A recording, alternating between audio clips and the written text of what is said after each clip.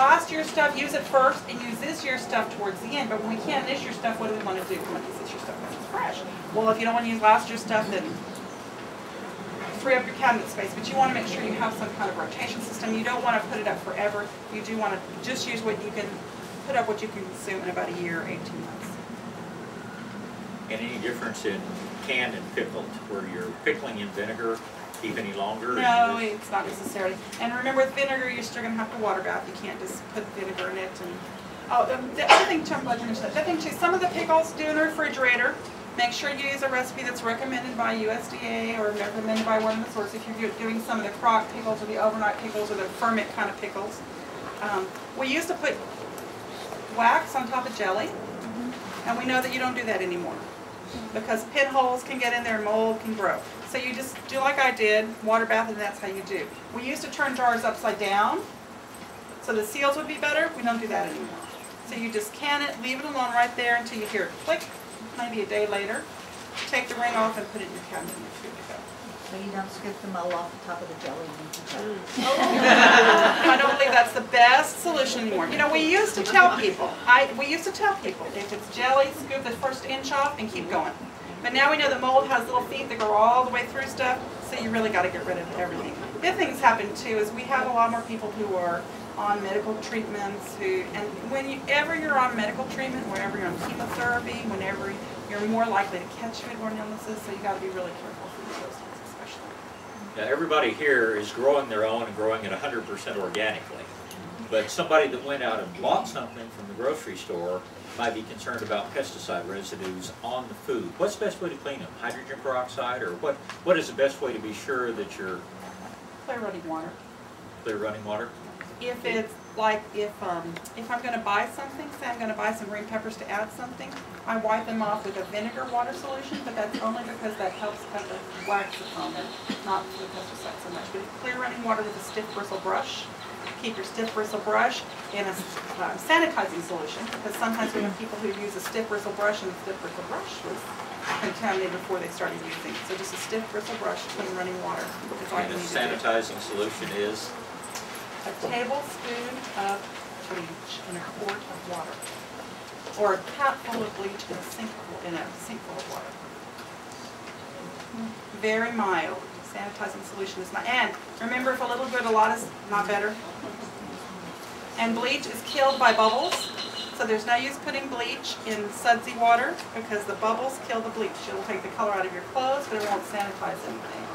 Clean water, bleach, no bubbles is where you sanitize. And it needs to be room temperature. Hot water affects how the bleach works, and it won't disinfect anymore either. Take the color out of your clothes, but it won't disinfect or sanitize. Room temperature water, tablespoon per quart. Everybody knows of botulism and E. coli. What are other foodborne illnesses that we're concerned about here? We talked about E. coli. E. coli is anywhere there's botulism, E. coli, or anywhere there's dirt. The other one is salmonella. Salmonella likes to live around in the intestinal tract, so does E. coli. You can have E. coli and salmonella in your intestinal tract, so it won't make you sick, but it'll make somebody else sick. So you need to make sure you have good proper hygiene, good sanitizing, all that kind of stuff. The other ones that we're hearing a lot more about is not necessarily, well, yeah, it can be with canning, but we hear a lot more about listeria, listeriosis. And listeriosis, let's see, we just had E. coli from, they recalled lettuce again. Did y'all hear that? We just had lettuce recalled again. And we have a lot of people who like to leave stuff in the refrigerator a little too long, but listeria likes to live on hot dogs, potato salad, tuna salad, pasta salad, lunch meat. And listeriosis, let's see, well, listeriosis can cause a pregnant woman to miscarry or abort the baby. Listeriosis is bad. We're hearing more about it. There is going to be a recommendation coming out in the next couple of years. It says you have to fry your lunch meat. You can't eat cold lunch meat anymore. The lunch meat will have to be heated if you have a senior because of the risk of listeriosis. Pregnant women shouldn't eat anything cold out of the fridge, and neither should seniors. So listeriosis is one we're hearing more about. We've heard about the last recall on that. We had some hot dogs not too long ago. We had some that potted meat that's been recalled for that. We have cheeses that are recalled quite often for listeriosis. How are those reported to the general public? Your media, if you go on to the FDA website, the FDA will have a list of all of the recalls. If you just Google recent recalls, it will come up. But FDA is the one where you go on to look at most of those recalls. Why is listeriosis a problem now than it wasn't in the past? Is it manufacturing? Is it like... No, we think well, remember we know more, one, about foodborne illness than we used to. Two, things hang around in our refrigerator longer than they used to, because we used to buy and eat and we didn't hold things long in our refrigerator. Three, we're buying more food away from home than we used to, and four, more people have touched our food supply. You know, if we wanted a turkey when I was growing up, my grandmother went down to Marion and told them she wanted a turkey, and they killed a turkey, and we went and picked it up and ate it. Or if she was feeling very frisky, she grew her own turkey and killed it out back. But now the turkeys that you have, and that's just an example, I'm not picking on turkeys, I'm just using that as a food chain. Now the turkeys you have may have been killed and held several months, well, they are killed and held several months before you eat them. Several people have touched them. Every time a hand touches it, it can have food contamination.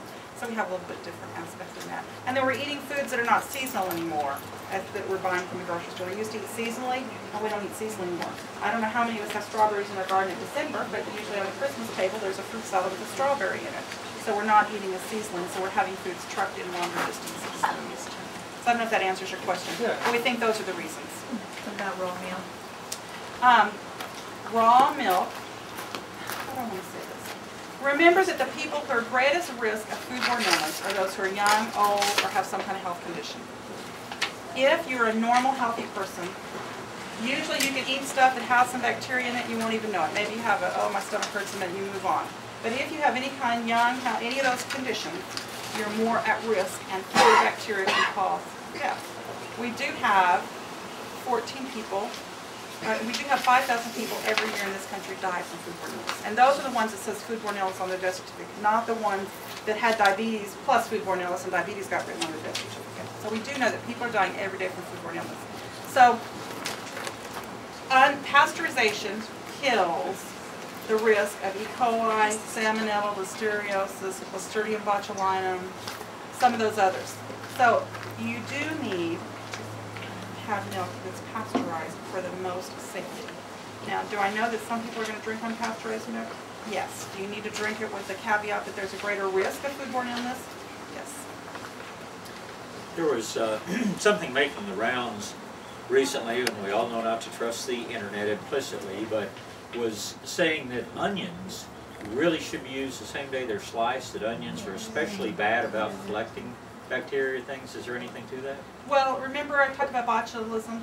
One of the things we're seeing, one reason we're seeing a rise increase in botulism is baked potatoes, because botulism doesn't like to grow where there's oxygen. So if you take a baked potato that's been in the ground, risk of botulism, wrap it up in foil, hold it for a long period of time, no oxygen, botulism grows. The other we're seeing is onions, because onions grow in the ground. A lot of times people don't wash the onions, you just slice the outside off, chop it up, and move on with life. And so you need to make sure that you wash your hands well, that you take the peel off, wash the onion, that you treat it with care, and make sure you top the bottom off. And you do want to make sure you put it in the refrigerator within 2 hours. Any food that's cut, left at room temperature for more than 2 hours has to be thrown away. That includes your vegetables, your melons, your apples, your bananas.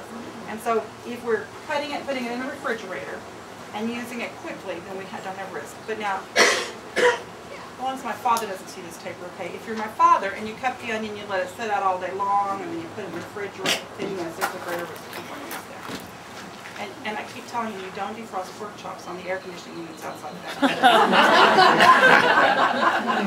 So we eat out a lot when I go to my dad's, and he just doesn't understand how every time I come, the wind blows the food off the air conditioning units. And I just tell him, I sit in the couch when I walk by.